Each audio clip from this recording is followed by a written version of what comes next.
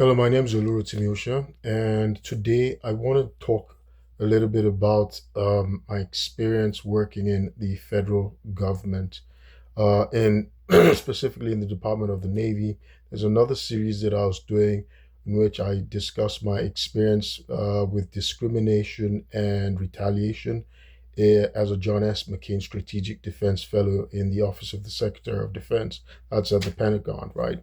But today, what I'm going to do is I'm discussing, um, you know, abuses that I encountered in the Department of the Navy. Um, Working in the federal government is a public trust, and for me, it was an honor being, a new American citizen. I became I'm a naturalized American citizen, and of course, for me, I wanted to do my service to be able to say thank you to a nation where I was able to achieve my goals. Or my original goal was to study, get my education in America, right? Uh, you don't have a right when you come from outside to become an American citizen. That's not your right. But for some reason, Americans, because it's Americans who are actually going to interview you, who are going to, assess you, evaluate you, do everything, and eventually, approve your citizenship, right? It's Americans who do that. For some reason, Americans, validated me and said, well, yes, I'm an American. I should be an American citizen as well. And I became an American citizen. I'm an American citizen. I graduated from law school. The first job I got was to come work for the federal government, right? So I was excited. I went to work for the federal government. Up until that time, I had never really noticed significant fraud or abusive position, right? Or misconduct in the private sector. I prior to that, all I'd done was work in the private sector or temporarily nonprofits. After law school or just prior, as I was planning to go to law school. So I'd never worked in the federal government. Again, my objective wasn't to settle in America because my family was in Nigeria. And again, you don't have a right to actually settle or live in America or to become an American citizen. You don't have a right to that. But somehow I was fortunate, America blessed me with that and I became an American citizen, right? So as an American citizen, there, I'm not going to be saying, well, I'm not going to continue looking at myself like I'm not a citizen, like I'm that guy who came 27 years ago and didn't have rights. No, I'm going to exercise my full rights, my 14th Amendment rights as an American citizen, right? So that's what I was expecting to do in the United States federal government, where I got in two ways. I came in the non, so there are two paths generally that you can go and work in the federal civil service. There's a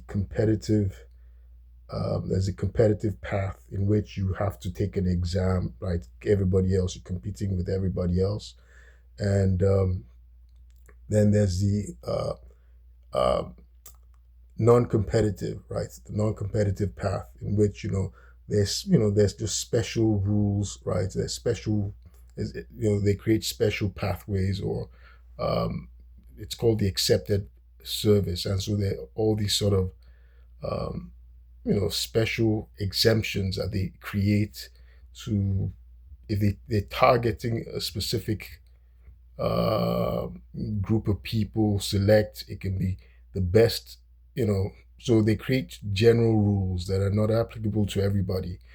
For instance, I came in through the John S. McCain Strategic Defense Fellow. That's accepted service. So they wanted the best and the brightest, right, from select schools.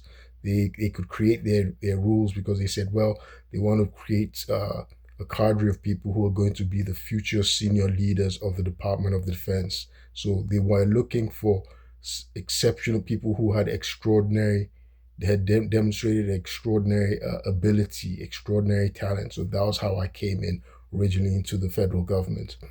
Um, but today, I don't want to make this video long, but I want to talk about a specific case when someone I was working with actually violated the law. Specifically, there was a violation of, so, it's called the Code of Federal Regulations. So that's CFR. So that's 5 CFR section 2635.702. And that's the title is misuse of position. So that happened. And 18 USC section 201 that deals with bribery and graft, and sort of extorting money from employees, using one's position to extort money. And then there's 5 USC section 2302, that's prohibited personnel practices. So the thing is, in the federal government, it's a no-no. You can't, use your position to collect money. You're not supposed to receive gifts from contractors or staff or employees, or especially your subordinates, right? Because then it's considered a bribe, or you go, if you're soliciting funds from your subordinates, right? If they do, you put them in a position where if they refuse to, right, they will fear that you will terminate them. So that person who's soliciting the funds, listing the funds, uh, apparently is using their position to intimidate or coerce the subordinate to provide them funds. So this is expressly prohibited. But it turns out, when I joined the Department of the Navy and Naval Audit Service, it was a practice that was going on, right? Uh, People were asking money through Cash App and various things, various pretexts from their subordinates, right? Uh, one of the main culprits was a woman. She was Assistant Auditor General when I was there, and I understand she'd actually been an acting Auditor General at some point. She had actually been, it was a routine for her to get money via Cash App. She'd just give you her Cash App number and or whatever, and ask her subordinates all the time to send her money for one pretext or the other. You're not supposed to collect money at all from subordinates, from anybody in the federal government. So that can actually result in a fine or imprisonment. That is like a no-no in the federal government. So, so this person had solicited, funds, and the Auditor General was, had reprimanded her and said, no, you're not supposed to do this, and showed her the law that they're not supposed to do it. But apparently, it was a routine thing. It was done routinely in this Naval Audit Service. People just do it. So when I joined the federal government, at least in the Department of Defense and the Department of the Navy, I learned people routinely break the law. So the law is there, but it's not. The laws are there in the Constitution, but it's not people don't automatically fulfill the laws, right? Once people break the laws, there's supposed to be a mechanism that holds them accountable, and the mechanism is to report it, right? And so it's incumbent upon us employees to report misconduct. But it turns out, when you do so, right, if you try and uphold the law, the Constitution, you are retaliated against, especially in an environment where there's entrenched um, routine violations of the law, right? There's no ethics. There's a degradation of ethics, right? There's just this lack of moral compass, which is bizarre, because integrity is supposed to be, um, crucial. It's supposed to be a requirement for us to become federal civil servants, right? Because it's a position of public trust. That's the reason why they give us those clearances, right? It's people who have integrity that can have those high level of clearance. But it turns out that there's this routine violation of ethical, the code of conduct and the Constitution as well. So upholding the U.S. Constitution includes upholding the laws, federal laws and regulations, right? So um, so this person, she had been violating this, routine violation um, of the prohibition against um, receipts of cash from subordinates or or employees. She had been doing it routinely. So the I knew the Auditor General told her to stop it, to prohibit it. So she sends some kind of circular herself and saying, well, that she understands that this is in violation and they're not to do it. But apparently she sent it in sort of like not out of contrition and in obedience to the law, but in sort of a defiant way that, hey, there's this new Auditor General who's here and she's basically telling us, well, that we have to stop this thing that we've been doing, right? That's a violation. So, and I remember she did it again or something. There was something she did, and I remember the Auditor General, because she basically used to use me as a sounding board, kind of. So she was telling me, talking to me in one of our private conversations, and she was telling me she was livid. She was livid that this person had still violated the rule, and she was, even though she had told her expressly that no, this is a violation. You're not supposed to be doing this, right? And she was livid. Now, after that, not long after, then this guy that I was asked to work with, right? His name is Nathan R. Brown. He's a white guy, and it's funny that even though they knew the Auditor General was livid about not collecting cash, right? About the practice of collecting cash from employees, from subordinates, and she had said, no, this is a violation. You need to stop this, right? You can imagine this federal government. Nathan R. Brown still sent an instruction asking for solicitations, right? And from me. So I no I was surprised that he was still doing this. So I sent it. So I sent that cash, basically sent the cash via my Zelle, right? And I reported it to the Auditor General, right? I reported it to the Auditor General. This person, has violated policy again. So no trouble. So it was a routine. So what I don't know, what I'm not clear about though, is whether the Auditor General went back and let him know that, well, I had reported him, and then he then sort of started working to undermine me from there. I don't know if that was when he started, because Nathan Brown now spent 6 months doing something illegal, right? He started to gather false information, document falsified information, because falsification of government records is also a federal crime. Everything he wrote was a fabrication, right? So he started to write this fabrication about how I was not, how I was not doing my work, I was slow and all this stuff, just all a fabrication, right? He had never had such a conversation with me. That was the first thing. And so he was going to use this as a pretext to terminate me. In the federal government, when you're in, right, there's a security you have at the federal government.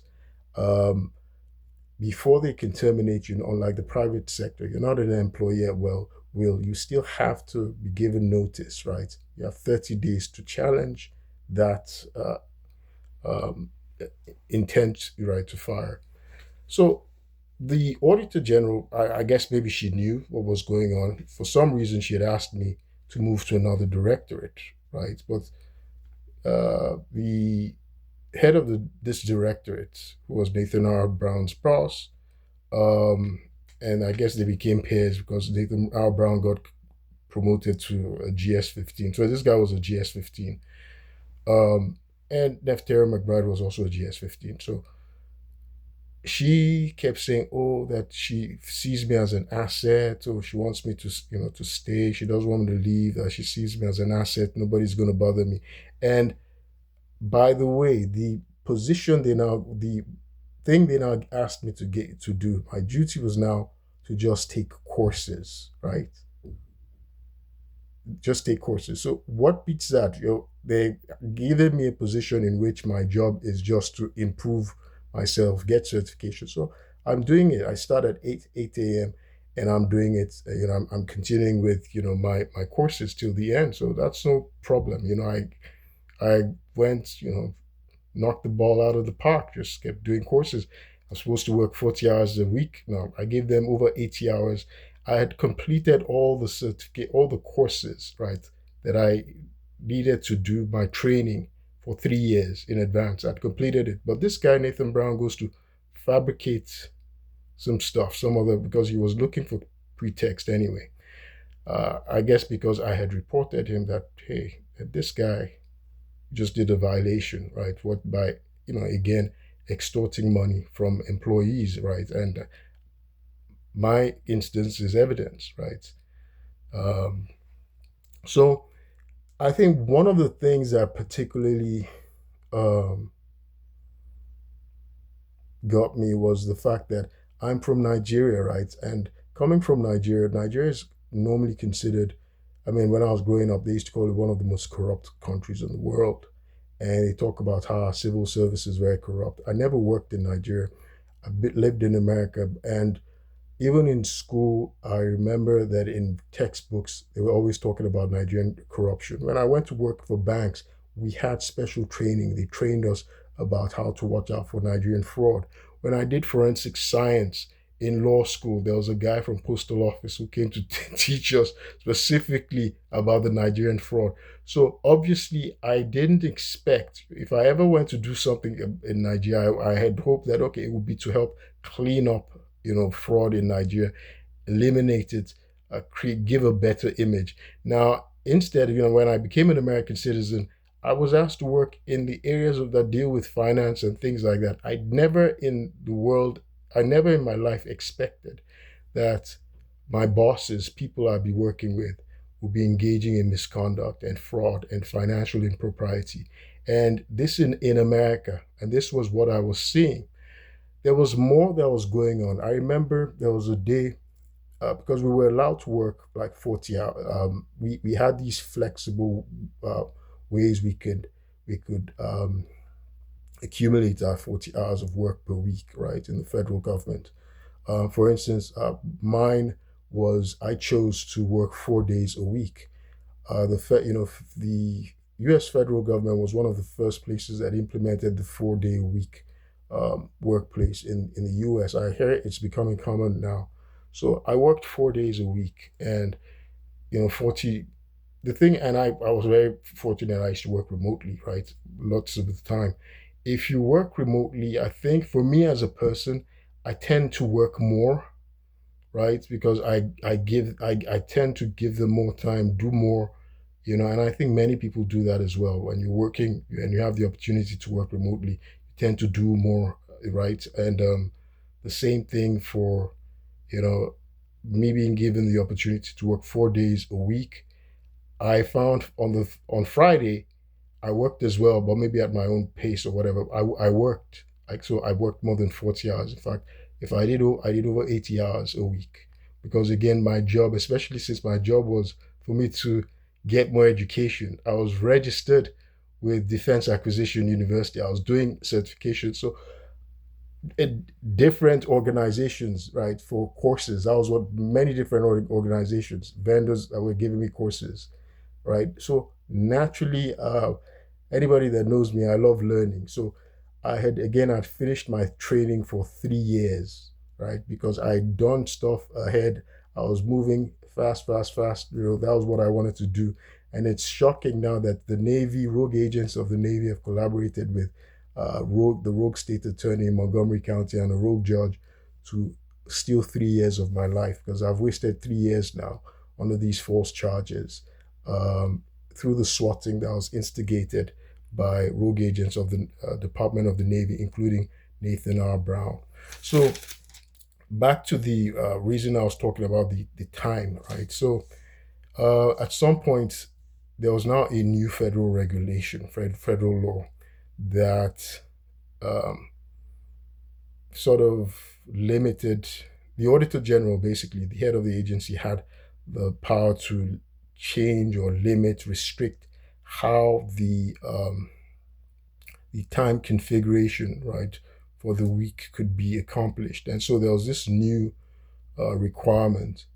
Now, some of these federal employees, right, they had these strange work, whatever that they did.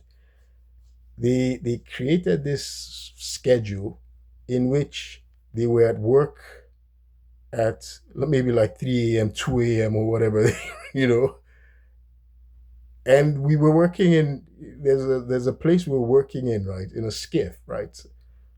They were at work at 2 a.m. and they were done with work, of course, 8 hours a day. They were done by 10 when nobody else can be with them. So for some reason, the Auditor General and HR said, no, you can't keep doing that. You know, it's not a it's inappropriate. So he said to stop it. I was now in a team in which one of the people I was working with, one of them was Ruth Pollard, and she said that she, Nathan Brown, and Nathan Fritter McBride, they had this secret meeting, and they ordered us that no, that we shouldn't comply with that instruction. Instead, we should start falsifying our time records.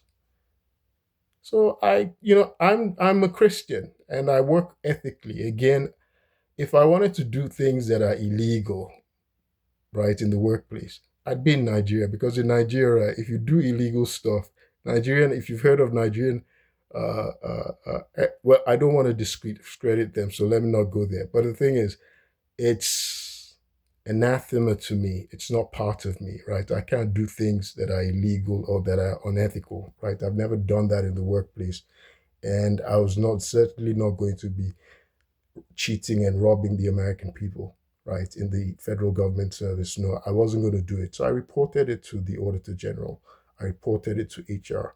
And these people now retaliated and to fabricate all sorts of stuff. There was an investigation. The Inspector General's office actually investigated it, even though I'm not going to say what happened, but for some reason, these people now really targeted me and defamed me and lied. So for me doing what was right, I'm doing this video for people in Nigeria to know, because they've used the state of Maryland to file false charges against me, right?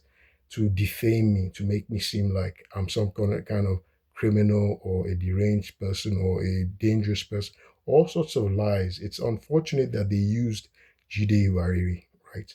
They used someone who was claiming to be my family, someone, that I trusted, right? That I respected. They used him to try and to defame me, to smear me. Jide Iwariri knows I'm not a criminal. I'll not do anything illegal or anything unethical. In fact, he knew he tried first. What he was initially doing was trying to talk to me that, hey, don't file complaints against these people, that they can harm you, that they know people, they can abuse power, which first shocked me, that this is a professor. He claims to be a Christian, he claims to be a pastor. Instead of looking for ways to support me or say he's going to protect me, he ends up now going to try and harm me, to injure me. Instead of him being proud that, oh, we have people that are telling them this is Americans, right? Americans are always talking about how people are corrupt in Africa, corrupt everywhere else.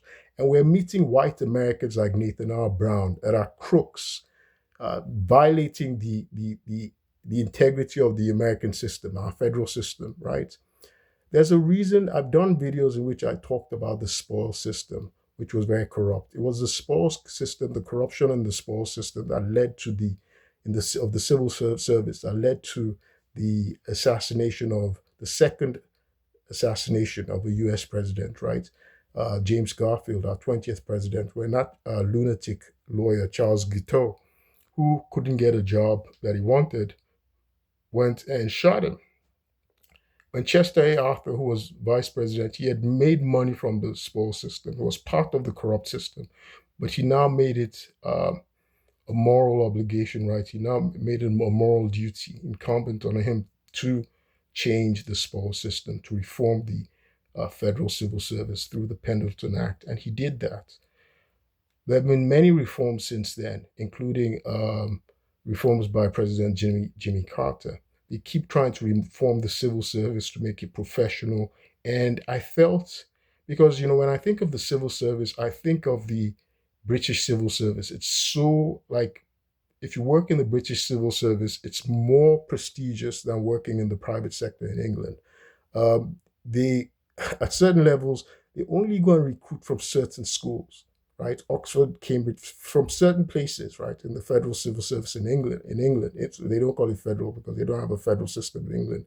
The civil service, right? The British civil service, it's a very prestigious role.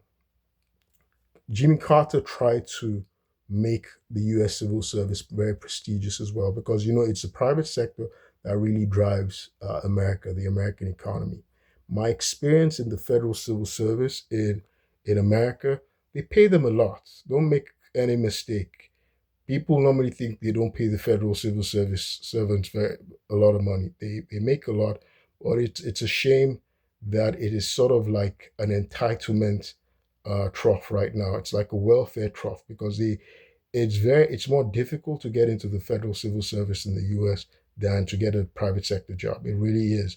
Even though people in the private sector are far more qualified than the federal civil service, because several federal civil service, the idea is to get very qualified people, highly qualified people, but they're always sabotaging, gaming the system. They game the system. They have all these ways they game the system, and they hire the most unqualified. They hire. There's this revolving door that goes on. In any event, I'm gonna save do another video discussing the federal civil service, but right now, I just wanted to finish the video about the time, um, my supervisor, my acting supervisor, Nathan R. Brown, was violating federal civil service regulations and extorting money. And he was continuing a pattern that Nefertari McBride had been doing. There are other things they were engaging in, quid pro quo, and they ended up retaliating against me for reporting it to the Auditor General and to HR. What is surprising is I don't understand how the Auditor General allowed me to be a victim because, a victim to these bad actors, rogue actors in the federal civil service. So I don't know if she's just a rubber stamp figure because she's a Black American woman, right? And what she told me was she was my mentor, that I shouldn't tell anybody. She, acted like she was training me, telling me what to do. Every time, she was telling me, all she would give me the history. So, I thought she was a useful resource and all that. So when I reported these things to her, although she tried to move me to another directorate, and even though she knew that these people, Nathan R. Brown, Nefertari McBride, Ruth Pollard, were doing things that were illegal, she still let them do it. I was almost killed. I was abused.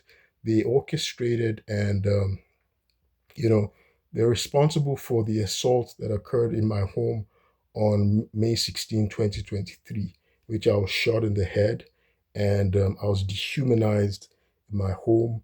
I was tear gassed. I was almost killed. And Nathan R. Brown would go and lie that I threatened him. I've never threatened him in my life, never threatened anyone, unless he's delusional and he hears things and, he probably needs treatment for something else. I don't know. But I was just going to do this video to let people know that, well, there's corruption in the US federal government as well. And unless we address it, they have all these organizations that are supposed to deal with corruption, right? The Inspector General's office. That's just a joke of an organization. That organization enables corruption. Now, Nathan R. Brown that I reported for misconduct, for corruption, and there was something else he was probably doing. It was probably embezzling money, probably because he signed off on a course that I was supposed to do that I did. That cost $999. I saw a ticket that said $9,999. I brought this to his attention. I realize now, well, he pretended like that I never did, right? I realize now that these people were doing a lot of illegal stuff, right? That's a pattern. That's one path, like faking receipts. So to just make it seem like it's some kind of typo, right? So $9,919 ticket for a course, they bill it for $9,999. They have a pattern of corruption going on in Naval Audit Service. One day I'm going to do a video and talk about Arthur Anderson. Arthur Anderson collapsed. It was one of the big four accounting firms in America, and Arthur Anderson was the most prestigious. Arthur Anderson, their big clients, their consultants were Enron, and Arthur Anderson wouldn't do their job. Part of the job accountants and auditors do is they're supposed to catch fraud, right? If they catch fraud, they're supposed to report it. But Nathan R. Brown, I remember he would tell me that, oh, that our job isn't to go calling our clients fraudsters. The fact that we the fact that we catch fraud and we report it doesn't mean we're calling our clients fraudsters. But if we see fraud and we pretend it doesn't exist, then it's not just our clients that are being fraudsters, but the auditors that are ignoring the fraud that they catch, that they're aware that their clients are committing, are also fraudsters. So Naval Audit Service, Nathan R. Brown was covering up the fraud that he was coming across in Naval Audit Service. This is clear. This is something that is clear from my interaction with him and from things he did. Um, it is interesting. What is bizarre is today he's actually a chief inspector. He's in the inspector general's office in the largest materiel organization, right, in the Navy. It's called Naval Sea Command, Naval Seas Command, NAVSEA. That's a short. Uh, they're responsible for shipyards building. That guy who is who's engaged in a pattern of misconduct from Naval Audit Service, what's he going to be doing in the Inspector General's office in the materials where there's significant money? He's just going to be signing off on fraud, on waste, right? If they're wasting material, if they're inflating contracts, if they're doing things that are inappropriate, he's just going to be signing off on it, wasting taxpayer money, and he himself will probably be fleecing stuff off. He'll be taking things out, siphoning things himself as well. Investigate the Naval Audit Service, investigate the auditors and the Inspector General's office. They are a threat to national security because um, you see our products, the products we have that um, the weapons, the material that our war fighters are supposed to have, they're inflated, right? They're inflated. They because of waste, fraud, abuse. War fighters cannot have the quality of products and the right amount that they're supposed to have. Taxpayer money is not maximized, right? It's not optimized when we have crooked auditors like Nathan R. Brown and Nefertari McBride and incompetent people there. So you have to clean up Naval Audit Service and the various Inspector General's offices, right? Because the extent they went to do what they did to me, right? It's there's got to be something deeper. And this goes back to Kirsten Riesbeck as well, who is from the Pentagon. She's a senior executive. Because if you don't have people who have integrity, they tell lies, right? You can't trust them. There's a saying in my culture, in Tobak Baro Majali. That means people who lie are thieves. People who lie, they steal as well. That's what they do. The liars are crooks. They're criminals. They're thieves, right? They're actually literally embezzling things. They're stealing stuff. That's they go hand in hand, right? So anyway, I'm gonna stop this here. My name's Oluroti Miosha. I'll keep you posted. Thank you.